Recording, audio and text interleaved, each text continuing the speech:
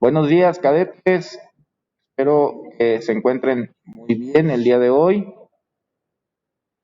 El día de hoy vamos a ver la práctica número 8, que se trata sobre lupus eritematoso sistémico. Vamos a proyectar una diapositiva en PowerPoint para que pues les sea útil esto. Vamos a compartir.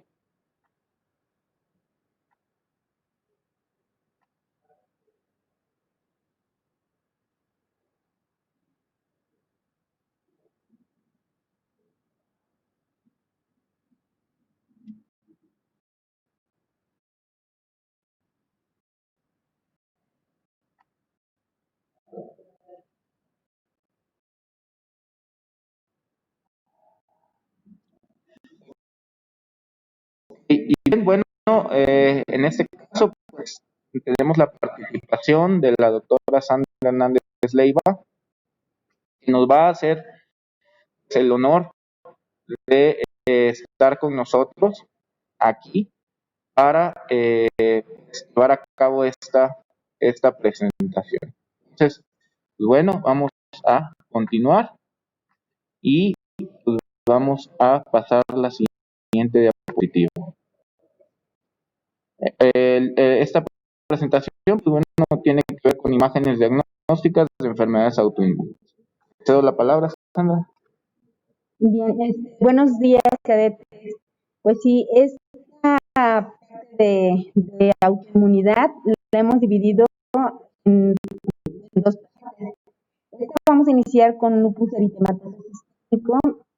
¿Por qué? Porque es una enfermedad de las más frecuentes en cuanto a enfermedades autoinmunes. Pues también requiere un diagnóstico temprano, ¿no? En sí todas, pero pues esta es la más común de todas ahorita. Y en la siguiente ya veremos el otro rubro de las siguientes enfermedades autoinmunes, Sjögren, y también algunos métodos diagnósticos para su identificación. Bien. Con la definición operacional del lupus eritematoso sistémico, y bien es una enfermedad inflamatoria crónica, primero de afectación multisistémica. Tiene que ser esto, bueno, afecta múltiples sistemas del organismo. En este caso, bueno, puede tener un curso clínico que puede variar de paciente en paciente, inclusive dependiendo también de la edad. Está inclusive caracterizado por periodos de recaídas y remisiones. En este caso, estas pueden ser agudas o, digamos, pueden tener estas crisis que de repente se pueden venir presentando, o ya crónicas, ya digamos, tengan un control y que se controlen básicamente con medicamentos. Y bien, los factores genéticos, hormonales y ambientales van a intervenir en esta aparición y van a influir en el desarrollo de esta patología, y asimismo, pues bueno, depende de cómo se desarrolle, va a ser cómo se va a expresar este padecimiento. Bien. Como ya lo dijo el doctor Saavedra, el lupus sistémico va a tener unos signos y síntomas muy característicos, ya como así lo marca el Colegio Americano de Reumatología, el cual de 11 criterios se requieren 4 para hacer el diagnóstico de lupus eritematoso sistémico. De estos signos, pues obviamente dentro de estos criterios entra un rubro que se llama creación de anticuerpos, porque la enfermedad va a generar una amplia variedad de autoanticuerpos, y dentro de estos autoanticuerpos los más comunes van a ser los ANA, que son los anticuerpos antinucleares. Y la relevancia clínica de estos anticuerpos pues va a ser bastante variable, ¿no? No solamente son los únicos que son más específicos del lupus eritematoso sistémico, sino también existen otros anticuerpos, por ejemplo, los anti-DNA de doble cadena, los anti-SM o SNP, los antifosfolípidos, anti-RO, anti-LA, anticardiolipinas, que son más específicos. En la tabla podemos observar que vean que hay diferentes métodos de detección de estos anticuerpos. Puede ser ELISA o por inmunofluorescencia directa, que es lo más común. ¿Por qué? Porque la inmunofluorescencia directa pues es una prácticamente pues más más ágil, más fácil, entre comillas, aunque su interpretación pues sí requiere bastante experiencia. Entonces vemos con respecto a la especificidad, LISA tiene una especificidad de 71 a 97% y inmunofluorescencia directa de 99 a 100. En cuanto a sensibilidad, ELISA es más sensible, con un 44 a 79%, y la inmunofluorescencia indirecta con un 13 a 47%. Bien, aquí en relación a lo que está comentando la doctora, esto relacionado a especificidad y sensibilidad, es lo que a nosotros como médicos nos va a decir qué prueba es la más específica o es la que nos va a decir lo tiene, pero nos va a dar una cantidad. En este caso, eso nos habla de especificidad. En el caso de sensibilidad nos diría nada más lo tiene o no lo tiene. En el caso de una ELISA, bueno, si podemos ver ahí, lo que es la de mayor sensibilidad es la prueba de ELISA. Esa nos dice sí o no. También nos da una especificidad en relación a una cantidad, pero esto no, digamos, es como es por espectrofotometría, sigue siendo un dato semi-cuantitativo. En relación a la inmunofluorescencia indirecta, esto, bueno, tiene que ver con ya propiamente un cultivo celular, ya propiamente ir hablando de eso. Esto tiene una especificidad del 100%, del 99 al 100%, y hay obviamente un porcentaje que ese 1%, bueno, que tenemos que corroborar con otro tipo de técnicas, y bueno, ninguna prueba, digamos, tiene ese 100%. Y tendríamos que complementarlo con otro. Inclusive ya, conforme vayamos viendo los criterios diagnósticos para un paciente con lupus eritematoso, pues bueno, nos iremos dando cuenta. Bien, entonces, lo primero que debemos, la primera prueba diagnóstica la que debemos pensar al sospechar de un paciente con lupus eritematoso sistémico va a ser tomar pruebas o un perfil o un panel de inmunidad. El principal, como ya les había comentado, es de anticuerpos antinucleares,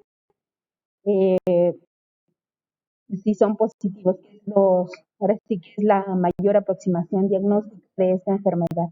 Existen más, como podemos ver en la tabla, hay otros anticuerpos que también nos pueden orientar para una confirmación de un lupus eritematoso sistémico, como el DNA de doble cadena, cadena simple, los nucleosomas, el SM o SNP, anti-RO, SSA, anti-LA, entre otros. Entonces, existen muchos que obviamente nos van a orientar para una confirmación de este diagnóstico. No necesariamente son 100% específicos del eritematoso sistémico, claro que no.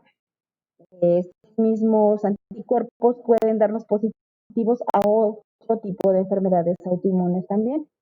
¿Por qué? Porque la clínica también es similar, porque también es a nivel celular, la afectación también puede estar a nivel del núcleo, de mitocondria.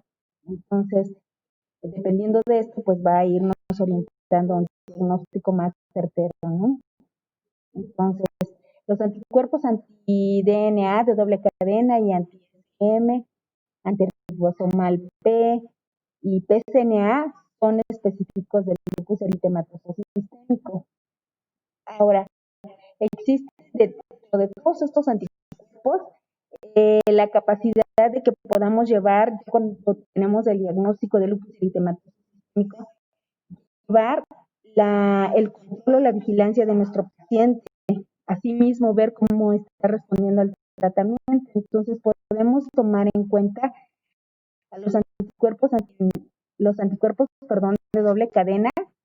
¿Por qué? Porque estos van a ser de utilidad en el seguimiento y la evolución de nuestros pacientes, ya que los títulos de estos anticuerpos se van a correlacionar con la actividad clínica. Entonces, los anticuerpos anti-DNA de doble cadena están en unos niveles elevados, pues entonces deberíamos sospechar que se está activando nuevamente la enfermedad.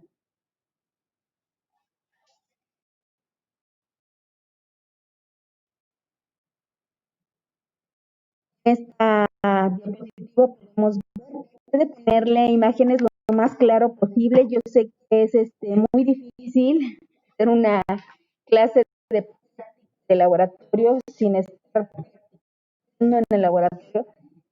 Sin embargo, vamos a tratar de estar buscando imágenes lo más definidas posibles para que ustedes puedan observar cómo se vería o de qué manera se ven. En este caso, pues algunos anticuerpos, ¿no? Algunas células muy características del lupus eritematoso sistémico. Entonces podemos ver en la primera imagen, es una microfotografía de un preparado de inmunofluorescencia indirecta de células tumorales de la línea GEP2. Esta línea de células GEP2 vienen de una estirpe de un carcinoma laríngeo. ¿Por qué lo eligieron? Porque, bueno, va a tener núcleos más grandes que van a poderse observar de mejor forma. Y como ya sabemos, lupus, la estructura celular que más ataca, pues es el núcleo, ¿no? Entonces, aquí, por eso se decidieron este tipo de... Hay otros, obviamente, pero pues el ideal y Aurea se puede definir, está en, algunos comentan que puede ser hasta el gold estándar de utilizar la línea celular GEP2. Estas van a estar expuestas a un suero de un paciente que obviamente tiene lupus eritematoso sistémico, se le toma su muestra, que serían en este caso los anticuerpos primarios, luego se van a ir marcando con el otro anticuerpo secundario, en este caso de ratón, que va a contener una antiinmunoglobulina G humana, y ya el preparado nos va a mostrar un patrón de fluorescencia, como podemos ver, de fluorescencia nuclear, debido obviamente a la presencia de anticuerpos antinucleares que están originando el daño en el suero del paciente. Y un cierto grado, si se pudiera observar, y más adelante pueden hacer un poco más grande la imagen, cierto grado de depósitos muy en específicos en el citoplasma. Entonces, estos depósitos que se encuentran ahí son muy característicos de anticuerpos antinucleares positivos. La imagen se ve y se le refiere como en manzana verde. Bien. En relación aquí voy a complementar un poco. Esta línea es una línea celular. Imagínense, ahí se hacen los diagnósticos para un paciente con lupus eritematoso sistémico o síndrome de Sjögren, esclerodermia, alguna enfermedad del tejido conectivo. Y bien, bueno, esta línea celular se utilizó desde 1950 en un tumor laringio, es decir, celular. Digamos que se comenzó a utilizar por lo que ya comentó la doctora, por la cuestión de los núcleos, y pues bueno, se le va a adherir se le va a adherir lo que es el suero del paciente para a estos receptores celulares, y posteriormente es indirecto porque no se adhiere el anticuerpo directamente, sino en medio utiliza lo que es está la célula, luego un anticuerpo que no tiene fluorescencia, en este caso, tiene un fragmento del plasma, y que es ya propiamente el cuerpo que va a tener la fluoresceína. En este caso, definición en este caso puede ser, en este caso verde, y los resultados, bueno, tienen que ver con el encendido de esto. ¿Qué quiere decir esto? Que hacemos enfocar una luz del microscopio de campo oscuro, en este caso, pues tiene una longitud de onda más o menos una especie de un tinte azul, en un cuarto cerrado, en un cuarto oscuro, que esté un microscopio adecuado para esto. Aquí en la Escuela Médico Naval tenemos para hacer esta prueba diagnóstica. Y bueno, adaptamos el microscopio, lo configuramos para poder hacer todo esta observación, y si nos da un tinte verde, como bien lo dice el patrón de manzana verde, bueno, estaríamos hablando de un caso positivo. Pero el problema va a ser en los casos, este 1% del 99% va a ser porque este color obviamente no va a ser igual en todos los pacientes. Inclusive va a haber pacientes que son positivos y van a tener muy atenuado este color. Es a eso lo que me refiero en relación a las pruebas de espectrofotometría que tienen que ver con luz. Son de alguna forma semicuantitativas. Sin embargo, bueno, esta se ha utilizado como gold estándar, aunque se debería de complementar con una prueba de LIS. ¿Okay? Bien, eso sería básicamente, ¿no? Así es. Y bueno, como ya les dije, también hay daños y se pueden observar otro tipo de anticuerpos, no solamente a nivel de núcleo y también en otras enfermedades autoinmunes, pueden ser a nivel de citoplasma, mitocondria. Entonces, también dependiendo de la prueba diagnóstica, perdón, que estamos utilizando, pues obviamente va a ser el tipo de coloración o de función que vamos a poder ver. En el cuadro de al lado, aquí mismo podemos ver una tinción de inmunohistoquímica y de inmunofluorescencia, en la cual podamos observar ahora los anticuerpos de tipo anti-SM. Entonces, como ven, podemos ver también cierto tipo de depósitos que están inespecíficos en la imagen de abajo en tinción azul para que nosotros podamos llegar a un diagnóstico de lupus eritematoso sistémico. Bien. En esta otra imagen se observa un patrón de tinción. Existen diversos patrones de tinción. Se supone que existen más de 400, más de 100 patrones de tinción. De estos, muy pocos son diagnósticos. Y es por esto que se van a utilizar y va a ser pues hasta muy específicos de ciertas enfermedades autoinmunes. En este caso, y en esta imagen de una inmunofluorescencia indirecta, podemos ver un patrón, de tipo moteado. Existen dos tipos de moteado, que es moteado fino y moteado grueso. El patrón moteado fino prácticamente nos va a descartar enfermedades autoinmunes. Está elevado, pues no hay que espantarse si ustedes llegan a tener un reporte de este tipo de pruebas así. Simplemente nos está indicando que no hay enfermedad autoinmune. Por el contrario, si hay un patrón moteado grueso, como es el caso de la imagen, entonces podemos sospechar que ahí donde vemos propiamente esas motitas, esas manchas, son los anticuerpos antinucleares en las células de la estirpe G2. En este patrón se va a observar también con anticuerpos anti-ROM y anti-LA, que también son muy específicos de lupus eritematoso sistémico. Voy a ponerles un algoritmo de lupus para su detección que fuera más fácil. Es importante diagnosticar a tiempo, sospechar por lo menos de este padecimiento, que sea referido lo más pronto posible a las especialidades pertinentes. Esta enfermedad de un manejo multidisciplinario, no nada más es de inmunología, sino de muchas. ¿Por qué? Porque afecta a diversos órganos y sistemas. Entonces, asimismo, como vaya presentando la clínica el paciente y obviamente los síntomas que nos esté refiriendo, pues vamos a llegar a un diagnóstico, una historia clínica adecuada para poder solicitar pruebas de laboratorio ver qué tipo de pruebas de laboratorio vamos a solicitar. ¿No?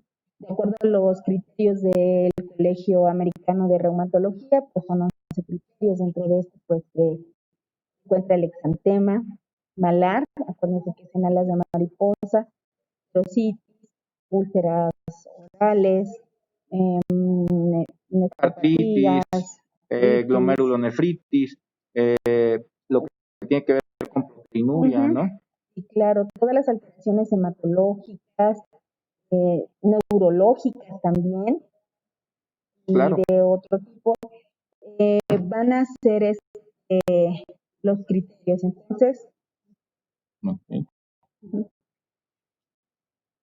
Precisamente presentando estos síntomas sugerentes, vamos a tener unos hallazgos clínicos de tal forma que vamos a llegar a un diagnóstico y solicitar. Voy a solicitar si, bueno, parece que es lupus, pues anticuerpos antinucleares, ¿no? Pero ¿qué más? Como es una enfermedad multisistémica, multidisciplinaria, pues obviamente requiere de unas pruebas diagnósticas que te abarquen más para confirmar el diagnóstico y dar un tratamiento adecuado. Entonces, de los síntomas que el paciente puede referirnos, están artralgias, exantemas, fiebre, fatiga, alteraciones neurológicas. Y de los hallazgos clínicos a la exploración, pues vamos a encontrar que va a presentar artritis, exantema, alopecia, úlceras, como ya les comentaba, lesiones vasculares, adenopatías. Estos signos y síntomas pueden ser todos a la vez, dos nada más, cuatro a la vez. Entonces, de todos estos, por eso es importante conocer los criterios y la clínica para que nosotros podamos llegar a una sospecha diagnóstica. Pruebas de laboratorio voy a pedir para confirmar mis anticuerpos nucleares. Voy a pedir pruebas hematológicas, dentro de las cuales se van a incluir el panel de biometría hemática completa, sanguínea, examen general de orina también, para ver lesión renal, una creatinina de 24 horas posiblemente, y dentro de las serológicas, que sería dentro del panel autoinmune o inmunológico, tienen los anticuerpos de SNA, que son los de doble cadena, otros anticuerpos antifosfolípidos, por ejemplo, los anticardiolipinas, como ya habíamos comentado, anti-RO, anti-LA, anti-ESM, y pruebas de complemento, principalmente C3, C4, H50, de estos, si estos anticuerpos antinucleares salieran negativos, bueno, y el paciente nos está refiriendo una persistencia de síntomas, bueno, debemos de tener una sospecha, hay que tener una vigilancia de este paciente. Entonces hay que repetir los anticuerpos antinucleares y toda la serología en determinado tiempo. Yo les recomiendo de 1 mes a 2 meses, de acuerdo a los síntomas del paciente. Y obviamente posterior a esto vuelven a salir todas las pruebas negativas y los síntomas pues ya remitieron. Bueno, posiblemente sea un diagnóstico alternativo, pero lupus sistémico pues no va a ser. Ahora, en caso de que estas pruebas serológicas y de anticuerpos antinucleares positivas, se van a realizar una o más pruebas todavía para confirmar. ¿Por qué? Porque va a ser muy posible que sea lupus. O también puede ser cualquier otra enfermedad del tejido conectivo, siempre y cuando haya menos de 4 criterios de acuerdo al Colegio Americano de Reumatología. Las pruebas serológicas salen también positivas, pues bueno, entonces sospechamos de un lupus eritematoso definido y aparte los 4 criterios de acuerdo al colegio, bien llegamos a un diagnóstico de lupus eritematoso y hay que iniciar tratamiento cuanto antes y referir al paciente a las especialidades pertinentes para que lleguen a un control de esta enfermedad lo más antes posible. Okay. En relación a lo que es las formas de presentación clínica, tenemos 3 tipos de formas.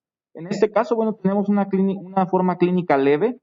Esta, bueno, pues se va a desarrollar en pacientes, en pacientes que todavía no tengan como tal el cuadro. Son cuadros, son síntomas inespecíficos, sobre todo esto da en pacientes jóvenes, en pacientes inclusive pediátricos. donde, bueno, van a tener ciertos dolores a nivel articular, van a presentar ciertos síntomas de cierta nivel de piel, a nivel cutáneo, pero no van a ser integrados propiamente como una enfermedad de lupus eritematoso sistémico. Y bien, estas en una cuestión de forma grave, forma de clínica leve, en una forma visceral grave, o propiamente esto es lo que le va a dar una crisis aguda. El paciente no sabemos aquí que tiene lupus todavía, sin embargo, el paciente nos puede cruzar con insuficiencia renal aguda, en este caso, o fracaso renal agudo, y nos puede también presentar con alguna pleuritis, con alguna serositis, y esto, pues bueno, de primera instancia, si sabemos bien que esta es una enfermedad que genera autoanticuerpos, es decir, genera anticuerpos contra nosotros mismos. Bueno, esto, pues bueno, en cuestión de tejido conectivo, en mucosas, pues se va a ver reflejada este padecimiento. Y luego viene otro grupo que tiene que ver con formas intermedias. Esto va a ser alternantes entre formas leves y crisis agudas para establecerse propiamente en una forma crónica como tal. Y bien, en esto es aquí donde se va a hacer el diagnóstico. Normalmente los pacientes llegan al hospital en este cuadro, en donde no está bien establecido, pero también no están graves, no están en una forma visceral grave. Y bueno, esto básicamente hay que tenerlo en cuenta, porque así se diagnostica este tipo de padecimientos, incluso como bien ya lo explicó la doctora, pudiese haber fallas en la detección de anticuerpos. Nos pudiesen dar SM positivos o ANA positivos o inclusive estos dos negativos y tener toda la sintomatología. Y bien, bueno, eso es básicamente lo que yo les quería agregar. Ujú. Y pues a manera de recordatorio, chicos, ya nada más haciendo como un resumen de todo esto, pues debemos de contemplar que no existe una prueba específica para detectar lupus eritematoso sistémico como tal, y por lo tanto en ocasiones se retrasa el diagnóstico de meses a años. Entonces, es importante por eso realizar una historia clínica completa, indagar bien, iniciar la sospecha para canalizarlo lo más antes posible y solicitar la analítica de sangre pertinente que se encuentre en su puerto o en el hospital en donde estén laborando. Entonces, acuérdense que hay que solicitar analítica de autoinmunidad. Dentro de esta analítica de autoinmunidad, pues bueno, recuerden que los pacientes con lupus van a tener diversos anticuerpos y otras alteraciones inmunológicas adyacentes que van a monitorizar o a vigilar o llevar un control mediante estudios de sangre, como son los anticuerpos antinucleares. Los anticuerpos antinucleares pues, van a ser los más habituales que van a presentar los pacientes con lupus eritematoso sistémico. Entonces ya con esto podemos tener una sospecha, ¿no? Y aparte la clínica o los criterios que estamos contemplando. Los anticuerpos anti-DNA de doble cadena, bueno, van a ser también muy específicos para lupus eritematoso sistémico. Y estos, acuérdense, van a aumentar cuando hay un brote de la enfermedad. ¿Mm? Entonces, por eso es importante conocerlos o solicitarlos. En cuanto a los anticuerpos, CM o SNP, aunque también, pues bueno, son muy específicos para lupus eritematoso sistémico, estos anticuerpos van a aparecer en un porcentaje muy reducido de pacientes, ¿no? Con otros anticuerpos que serían los anti-RO, anti-LA. Estos anticuerpos van a aparecer en algunos pacientes con lupus, pero también van a aparecer, no son específicos de lupus, estos también pueden aparecer en otras enfermedades autoinmunes, pero bueno, también se pueden complementar para llegar a un diagnóstico. Los anticuerpos antifosfolípidos como anticardiolipinas, anti-beta-2 glicoproteína 1 o anticoagulantes lúpicos también se pueden solicitar. ¿Por qué? Porque estos anticuerpos van a aparecer hasta en un 30% de los pacientes con lupus eritematoso sistémico, y la presencia de ellos pues nos puede poner en alerta de que el paciente se encuentra en riesgo de formar coágulos, como es el caso de las pacientes embarazadas en anticuerpos antifosfolípidos, ¿no? Por decirlo, y en este caso pues de lupus también, porque hay una afectación también hematológica. Se puede solicitar de igual forma anticuerpos, factor reumatoide. ¿Por qué? Porque ya sabemos que es típico del factor reumatoide. Sin embargo, también este tipo de enfermedades es una enfermedad autoinmune como tal y también puede aparecer en pacientes con lupus eritematoso sistémico. De ahí se puede solicitar otro tipo de estudios autoinmunes como el complemento, principalmente C3, C4, CH50. Y estos valores del complemento van a estar disminuidos cuando hay un brote de enfermedad. Entonces, recuerden, todo el nivel de complemento va a estar disminuido cuando hay un brote de la enfermedad. Entonces, por eso es importante solicitarlos al momento que estemos monitorizando, vigilando a nuestro paciente, para evitar eso, ajustar dosis, estar más al pendiente de él. Y pues bueno, dado que también existe un aumento en los anticuerpos anti-DNA de doble cadena, el descenso del complemento y la elevación de los anticuerpos de doble cadena, pues nos van a hacer sospechar de un brote o actividad como tal de lupus eritematoso sistémico. Obviamente esto se requiere también de más evaluaciones, otros estudios, otro tipo de pruebas diagnósticas y sobre todo de otras especialidades. Acuérdense que requieren de neurología, psicología, dermatología, nefrología, es un manejo multidisciplinario. Es una enfermedad autoinmune como tal y con las enfermedades autoinmunes hay que tener mucho cuidado, mucha vigilancia y ser muy empáticos con el paciente. Bien, en relación a lo que tiene que ver con el tratamiento del lupus eritematoso sistémico, pues sabemos bien que es un padecimiento que, dijéramos en términos reales, no tiene cura. Sin embargo, pero tiene un control. Hay que recordar que esto tiene que ver con el control, tiene que ver con mejorar la calidad de vida del paciente y disminuir las crisis en este caso agudas, y tratar de preservar en la cronicidad a lo largo de los órganos con la mejor función.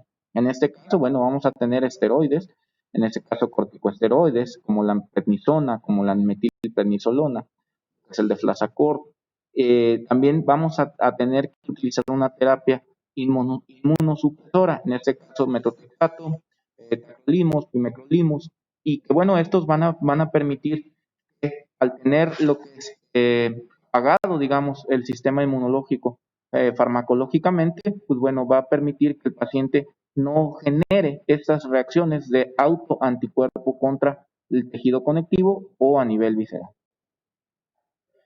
Bien, jóvenes, pues, creo que sería todo. Con esto concluimos la clase de hoy.